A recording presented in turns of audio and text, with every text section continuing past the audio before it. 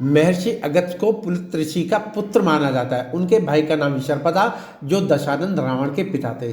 पुलत्य ऋषि ब्रह्मा के पुत्र थे। आदि पुराणों में सप्त ऋषियों को लेकर जो उल्लेख मिलते हैं, उनमें सप्त ऋषियों में शामिल अगस्त्य ऋषि ने अपनी ही मानस पुत्री से विवाह कर संभोग किया था। बाल अवस्था में उन्होंने इस पुत्री को निसंतान विदर्भ नरेश को दान दिया था। उसका नाम लोक मुद्रा रखा गया। जब वह जवान हो गई तो उसकी सुंदरता की ख्याति तीनों लोकों में फैलने लगी। आदि पुराणों में जो उल्लेख मिलते हैं, उनके अनुसार अगस्त्य वशिष्ठ मुनि के बड़े भाई थे। इनका जन्म काशी में हुआ था। वर्तमान में वह स्थान अगस्त्य कुंड के नाम से प्रसिद्ध है। इन्हें सप्त ऋषियों में एक माना जाता है। देवताओं के अनुरोध पर इन्होंने काशी छोड़कर दक्षिण की यात्रा की और बाद में वहीं बस गए थे। वैज्ञानिक ऋषियों के क्रम में महर्षि अगस्त्य को वेद पुराणों में प्रथम स्थान पर माना जाता है। महर्षि अगस्त्य राजा दशरथ के राजगुरु थे। महर्षि अगस्त्य को मंत्र दृष्टा ऋषि भी कहा जाता है, क्योंकि उन्होंने अपने तपस्या काल में मंत्रों की शक्ति को देखा था। महर्षि अगस्त्य ने ऋग्वेद के प्रथम मंडल के 165 सूक्त से 191 तक के सूक्तों को बताया था। ऋग्वेद के अनेक मंत्र इनके द्वारा उद्धृत हैं। हजारों वर्ष पूर्व इन्होंने बिजली विद्युत का आविष्कार कर लिया था।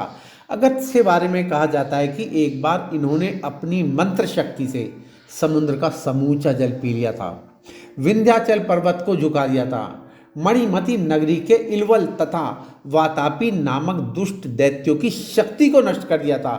पुराणों में ऐसा भी कहा जाता है कि ऋषि अगस्त्य ने जब सतयुग में सभी देवताओं की जान खतरे में थी, तो देवताओं की रक्षा के लिए सातों समुद्रों का जल पी लिया था।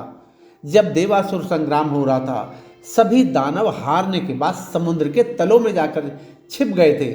तब भगवान शिव जी की आज्ञा से अगस्त्य ऋषि ने ही सातों समुद्रों का जल पी लिया था। उसके बाद सभी राक्षसों का संहार हुआ था। आखिरकार क्यों परम शिव भक्त ऋषि अगस्त्य को अपनी ही बेटी से शादी करनी पड़ी? पुराणों में बताया गया है कि अगस्त्य दुर्लभ सुंदरता और बुद्धिमता वाली महिला का निर्माण कर रहे थे। उन्होंने इस तरह की सुंदरता रखने वाले विभिन्न प्राणियों के सबसे सुंदर हिस्से से यह रचना की।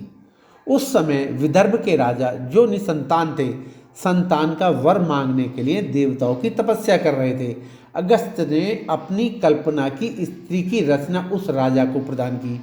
जैसे ही यह बालिका युवावस्था को प्राप्त हुई, तो राजा ने ब्राह्मणों को आशीर्वाद लेने के लिए निमंत्रण भेजा। ब्राह्मणों ने उसका नाम लोप मुद्रा रखा। अगस्त्य ने जब लोप को देखा तो उसकी सुंदरता पर मोहित हो गए, आसक्त हो गए। उन्होंने विदर्भ नरेश से लोप मुद्रा का हाथ मांग लिया। ऋषि के आग्रह को विदर्भ नरेश ठुकराने का साथ नहीं कर सके। वो जानते थे कि प्रस्ताव अस्वीकार करने पर अगस्त्य ऋषि श्राप देकर भस्म कर देंगे, राजपाट नष्ट हो जाएगा, कुल नष्ट हो जाएगा। विदर्भ नरेश ने राजकुमारी लोप को जब ऋषि की इच्छा की जानकारी दी कि ऋषि के बारे में जानकर लोपा भी उन पर मोहित हो गई। ऋषि को और अधिक रिझाने के लिए वह तमाम यत्न करने लगी। वह ज़्यादा से ज़्यादा ऋषि के करीब रहने का प्रयास करती। राजा ने अपनी पुत्री का विवाह ऋषि के साथ कर दिया, लेकिन संभोग से पूर्व पुत्री ने पिता के सामने एक अनोखी शर्त रखी। उनकी पुत्री ने उनके सामने एक शर्त रखी कि उसको एक विशेष प्रकार के स्थान पर ही यौन संबंध बनाने हैं। तो फिर ऋषि अगस्त्य ने उसकी शर्त को पूरा किया। एक विशेष स्थान उन्होंने अपनी मंत्र शक्ति से बना डाला और फिर दोनों ने संभोग किया। लोपा ने ऋषि के साथ अपनी इच्छा से यौन संबंध बनाए थे। वह चाहती थी कि उसको ऐसा बलशाली पुत्र पैदा हो जो 1000 से ज़्यादा बलशाली पुरुषों के सदृश हो। अगस्त्य ने तब लोप मुद्रा से पूछा, क्या वह उनसे 1000 पुत्र पैदा करेगी या सिर्फ एक पुत्र जो 1000 को हरा सकता है? लोप मुद्रा ने तब अगस्त्य से कहा कि वह 1000 दुष्टों के मुकाबले केवल एक विद्वान बलशाली पुत्र को पसंद करेगी। फिर वे सहवास करते रहे। वह गर्भवती हुई और 7 वर्ष बाद उन्होंने एक सुंदर शिशु को जन्म दिया।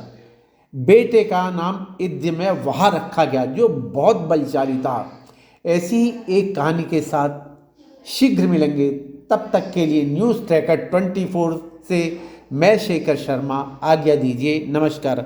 आपको यदि यह वीडियो पसंद आई हो तो कृपया हमारा चैनल सब्सक्राइब करें, वीडियो को लाइक शेयर और कमेंट की अवश्य करें।